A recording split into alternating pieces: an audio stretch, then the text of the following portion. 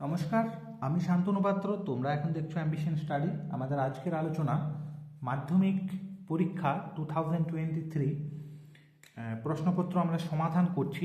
একের দাগের সমস্ত প্রশ্ন আমরা অলরেডি সমাধান করেছি। আজকে আমরা করব দুইয়ের দাগের 1 এবং 2 অঙ্ক। আমাদের একের অঙ্ক কি আছে? 180 টাকার 1 বছরের সুদ আসল দেওয়া আছে। তোমরা জানো এই অঙ্কগুলো। আর এখানে আমাকে সুদের মান নির্ণয় করতে চেয়েছে, যে সুদের হারটা কত। অর্থাৎ এইখানে যে সুদ আসল আছে, এইখান থেকে আমি অঙ্কটায় যেহেতু 180 টাকার মানে এটা হচ্ছে মূলধনটা, তাহলে মূলধন পি সমান আমার দেওয়া আছে 180 টাকা, আর সুদ আসল দেওয়া আছে। এখান থেকে আমি সুদটা নির্ণয় করব। এটা হচ্ছে মূলধন। এগুলো লেখার প্রয়োজন নেই, যেহেতু আমার শূন্যস্থান পূরণ, অঙ্কটা করাই আসল, বোঝানোর জন্য এগুলি লিখছি। আর এইখানে সুদ মানে আই সমান হচ্ছে 198 মাইনাস 180 এত টাকা, মানে হচ্ছে কত? 18 টাকা, মানে 18 টাকা হচ্ছে। এটা কি? এটা হচ্ছে আমাদের সুদ। বার্ষিক সরল সুদের হার কত? টাইমটা হচ্ছে 1 বছর, মানে টিটা হচ্ছে কত?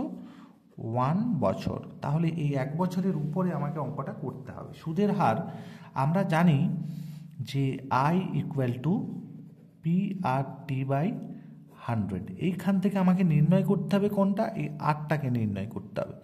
তাহলে আমরা পরের লাইনে লিখতে পারি যে আর সমান ক্রস মাল্টিপ্লিকেশন করলে আসে 100i ডিভাইডেড বাই পিটি। একবারও তোমরা এটাকে কিন্তু লিখতে পারো, আমি করে দেখালাম মনে রাখার জন্য।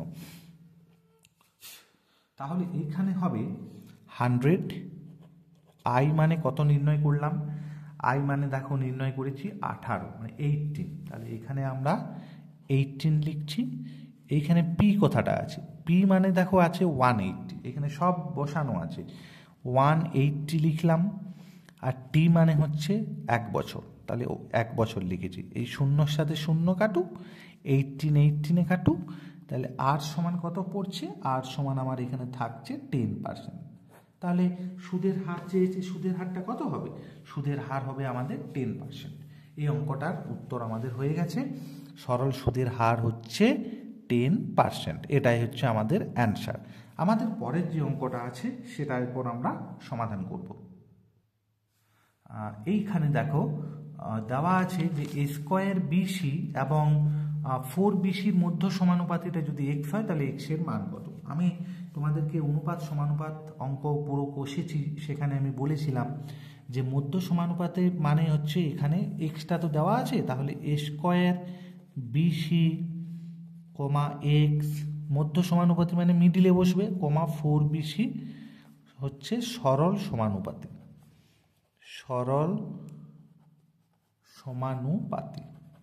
তাহলে দেয়ারফোর যদি সরল সমানুপাতি হয়, এইটা রেশিও এটা, এর সমান এটা রেশিও এটা। আমি এটা লিখতেও পারি, আমি কোনো স্টেপ জান দেব না, আমি তোমাদেরকে বোঝানোর চেষ্টা করছি। তার মানে হচ্ছে এক্স রেশিও 4BC, এটাকে দুবার লিখতে হবে।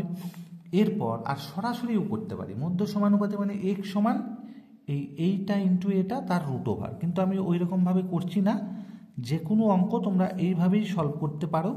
দেখো সেই ওইটাই ঘুরে আসবে, কিন্তু আমি তোমাদেরকে একটা নিয়মে করাচ্ছি, এটাতে তোমাদের মনে থাকবে। ক্রস মাল্টিপ্লিকেশন করব, তাহলে এক্স স্কোয়ার সমান হচ্ছে a square BC into 4BC, or x সমান এইটা আমরা ডাইরেক্ট করতে পারি।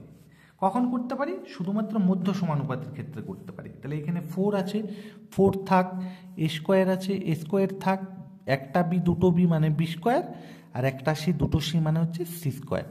দেয়ারফোর এই রুটের মধ্যে এইটা মানে হচ্ছে 2ABC তার হোল স্কোয়ার। তাহলে রুটের মধ্যে যদি হোল স্কোয়ার থাকে, সেটা শুধুমাত্র সেটাই বাইরে বেরিয়ে আসবে, 2ABC।